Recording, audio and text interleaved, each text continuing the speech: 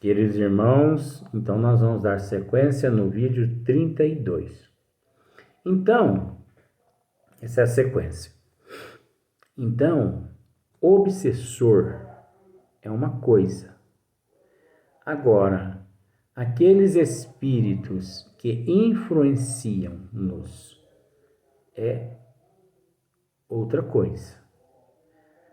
Nós temos o hábito de dizer que existe o obsessor de encarnado para encarnado, de desencarnado para desencarnado, de encarnado para desencarnado, de desencarnado para encarnado. Sim, existe uma classe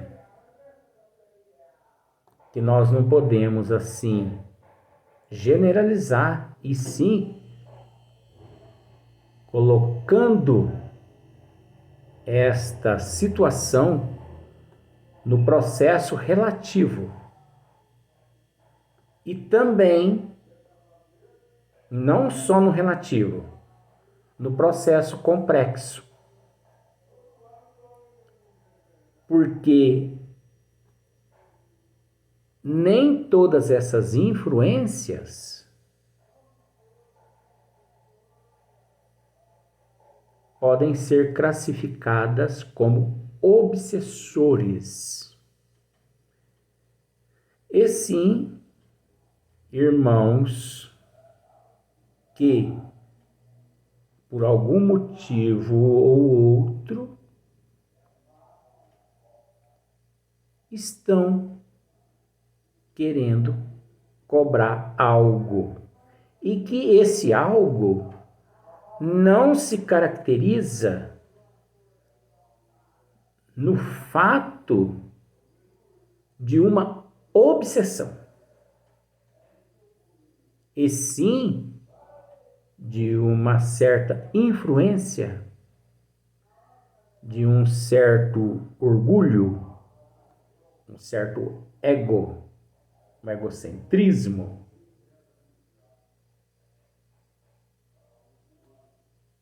um elo menor. Você entendeu?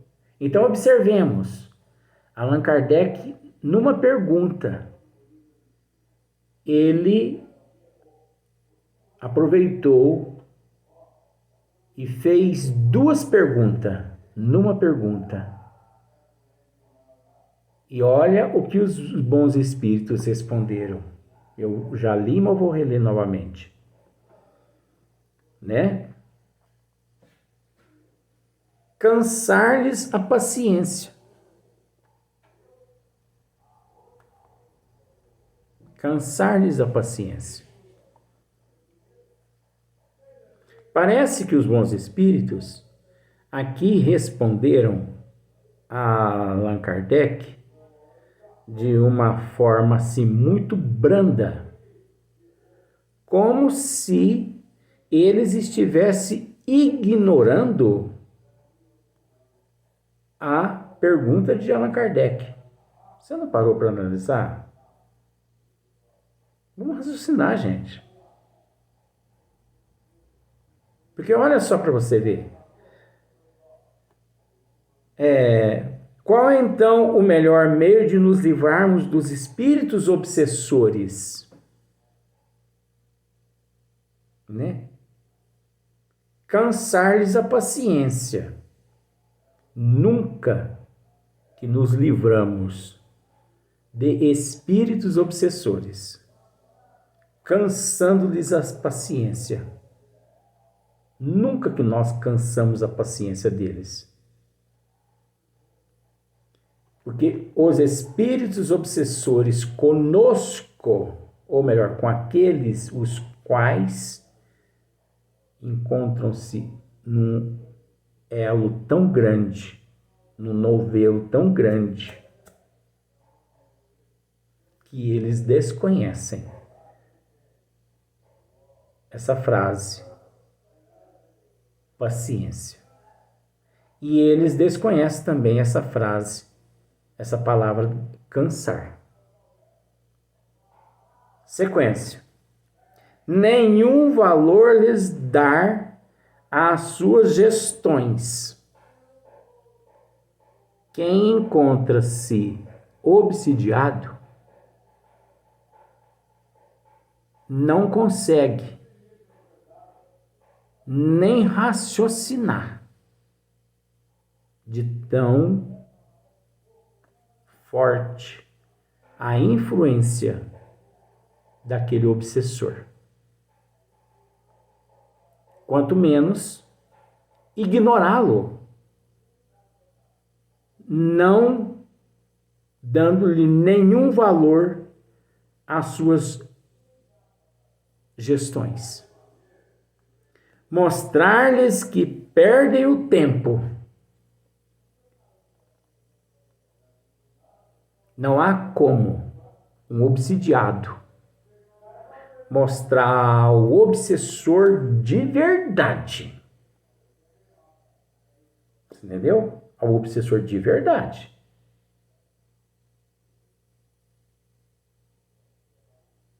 Que ele, obsessor, está perdendo seu tempo.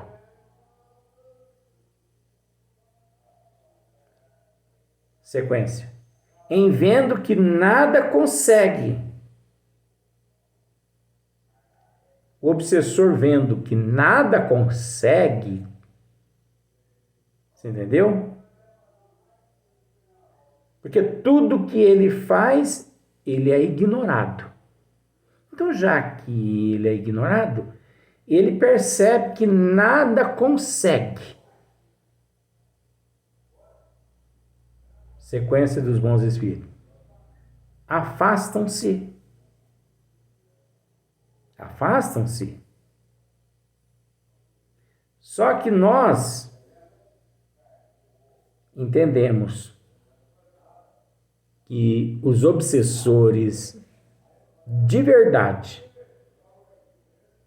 obsessores, se nem os espíritos das trevas, se nem o anticristo, se nós assim agirmos com esse comportamento, como a pergunta e a resposta dos bons espíritos, se nem esses se afastam, vendo que nós os ignoramos, quanto mais obsessor. Porque, gente, vocês, eu acho que não têm noção do que é um obsessor. Obsessor, eu vou tornar a repetir, obsessor não são esses espíritos que ficam aí pela rua, perdido para lá, para cá, e bebendo num, fumando no outro, fazendo sexo num, fazendo sexo no outro. Não é isso aí, não. Obsessores são ardilosos. Obsessores, olha, eles são pecaminosos, são terríveis. Eles são determinados. O ódio que eles têm, você entendeu? O ódio que eles alimentam daquele que se encontra ali no corpo físico é tão grande, mas é tão grande, que se não fosse a proteção espiritual que o encarnado, mesmo assim, sem merecer, possui, eles fulminariam com a vida daquele indivíduo que se encontra no corpo físico. Existem casos de obsessor que o elo é tão grande, mas tão grande, que os bons espíritos já nos ensinaram, através da doutrina dos espíritos, que não devemos cortar o nó, e sim ir trabalhando para que o nó desate. Tem que desatar o nó.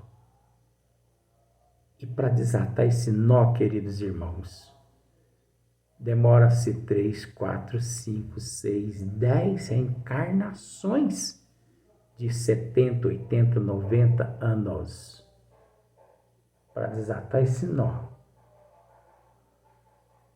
Está entendendo? E, como disse aqui os bons espíritos aqui, percebendo, em vendo que nada conseguem, afastam-se. Não afastam-se, não. Então, mas aí você me diz assim, mas então está errada essa pergunta, essa resposta? Não está errada. Está certinha. Está certinha. Kardec nunca errou. E os bons espíritos também nunca erraram.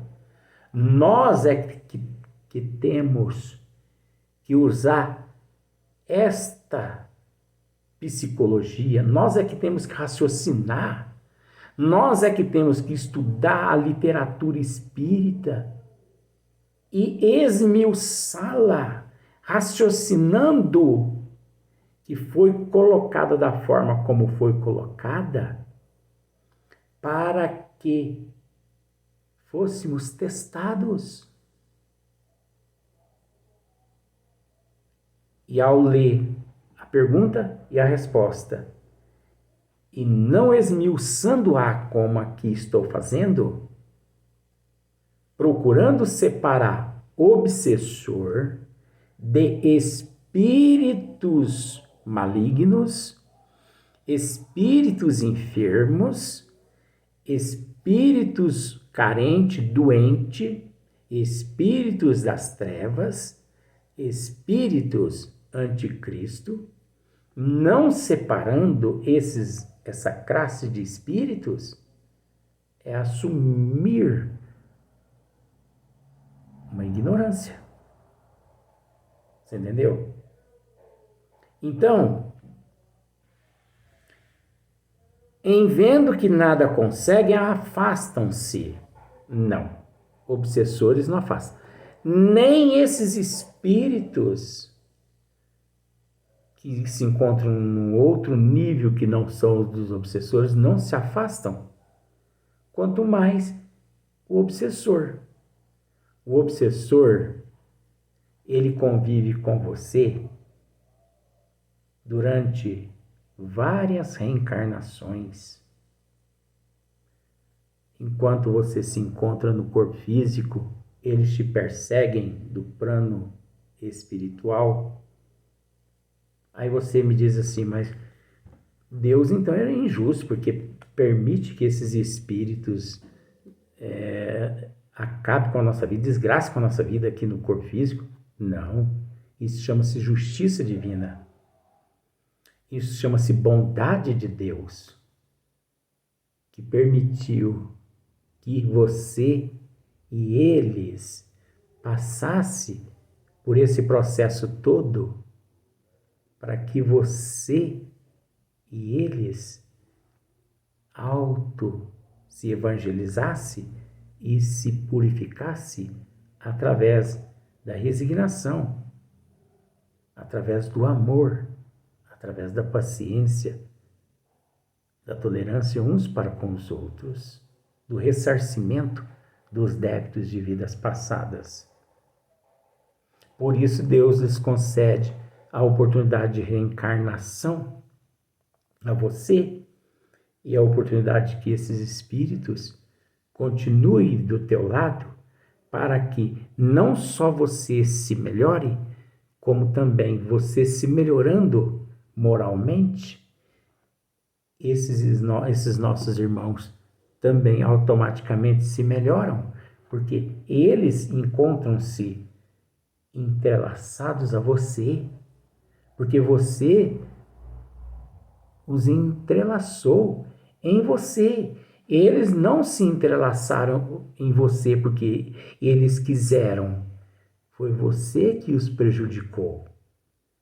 Você que os desgraçou com a vida deles em vidas passadas por causa da tua vaidade, por causa do teu orgulho, por causa do teu egoísmo, por causa da tua avareza, por causa do teu ciúme. Você entendeu? Você que entrelaçou, que os entrelaçou em você. Você é o que os atraiu para você através do teu mau comportamento. Então você vai ter que começar de dentro para fora uma reforma íntima em todos os sentidos. Reforma esta que você não consegue numa, duas, três, quatro, cinco reencarnação. Emmanuel nos disse, mais ou menos assim, quantos milênios não gastamos, não levamos, quantos milênios não levamos para reparar alguns instantes de deslizes? É nesse sentido que eu quero dizer. Você entendeu? O elo, arroxo, aquela perseguição que não acaba. Então, é a tua transformação moral que vai amolecendo o coração deles. Conforme você vai se melhorando, eles vão amolecendo o coração, eles começam a ter princípios de sentimentos nobres para com você, eles começam a te enxergar com outros olhos, e daí a pouco o que não era possível no começo, você entendeu? Do meio para frente eles já começam a reencarnar através de sua família que você constitui. Numa reencarnação, 3, 4, 5 espíritos daquele lá vem como teu filho, mas ele ainda alimenta aquele ódio por você. Aí você vai trabalhando, você procura evangelizá-los, eles retornam à parte espiritual, mas ainda continuam sendo seus obsessores. E você retorna à parte espiritual, eles te pegam, te desce o cacete lá nas regiões umbralinas, você permanece lá uns 15, 20 anos, apanhando na mão deles, eles que foram teus filhos no corpo físico. Mas o que você cometeu foi tão grave, os prejudicou tanto, eles se viram assim tão, entendeu? Assim tão destruídos, que eles não é fácil não. Céu e inferno, Código Penal das Vidas Futuras, o Evangelho no Céu e Inferno, de Allan Kardec. Lá fala-se a respeito do perdão, da reparação. Você entendeu? Então, a primeira atitude é você se arrepender. Não vou dizer assim, né, atitude, né? A primeira virtude é o arrependimento. A segunda é você pedir perdão. E a terceira é você reparar aquele erro que você cometeu.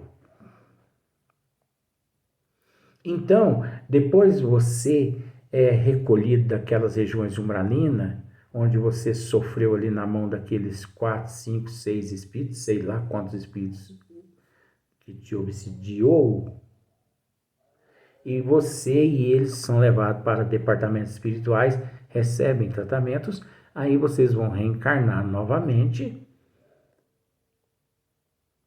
Você entendeu?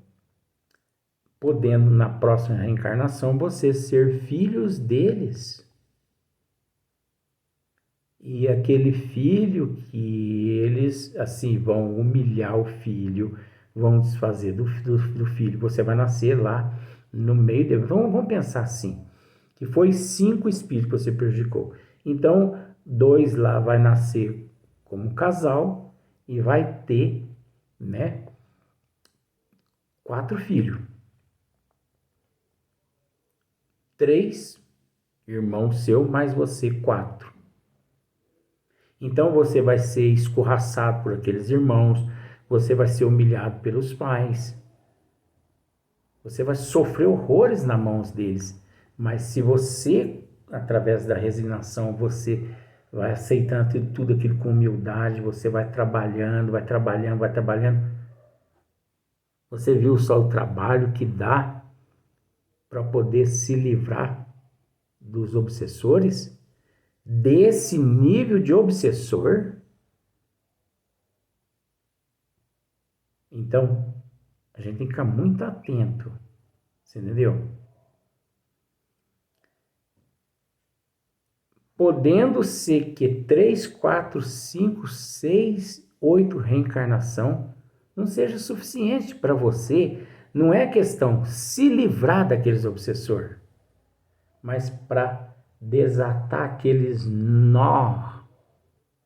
Desatar aqueles nó entre você e eles. Porque entre aquelas reencarnações, pode ser que o nó se aperte mais porque você não conseguiu aceitá-los com resignação. Está entendendo? E pode ser que o nó, em vez de afrouxar, ele apertou mais. E aquilo que a espiritualidade pensava que seria 5 reencarnação, passou para 10. E aquilo que eles pensavam que seria para 10, passou para 15 reencarnações. Olha o nível. Então, quando se fala em obsessor, a gente tem que tomar muito cuidado com essa palavra. Porque nem tudo é obsessor. Espírito doente que nos influencia, espíritos anônimos doentes que nos influenciam, espíritos das trevas, espíritos anticristo que não tem nada a ver conosco e que nada fizemos contra eles, mas que se encontram conosco devido às nossas más tendências, os nossos vícios, e porque nós os alimentamos com essas más tendências. Sim, isso é possível, mas não significa que esses são obsessores. Agora, o remédio sempre é o amor, é a oração, é a fé em Deus e em Jesus, mas não essa fé de terço, não. Entendeu? É a fé acompanhada de obras. É a prática no exercício do bem. Constantemente. Agora, eu vou dizer uma coisa para vocês. Só à luz da doutrina dos espíritos que, de fato, aquele indivíduo no corpo físico possa encontrar um consolo, uma orientação para aprender como lidar com esses obsessores.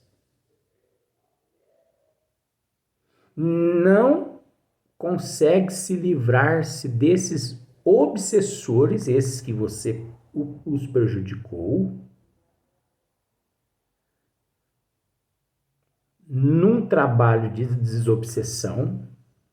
Existe sim um equívoco muito grande nas casas espíritas onde não são verdadeiras.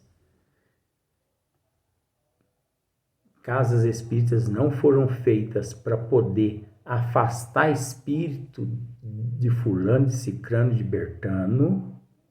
Casa espírita não foi feita para afastar espírito de ninguém.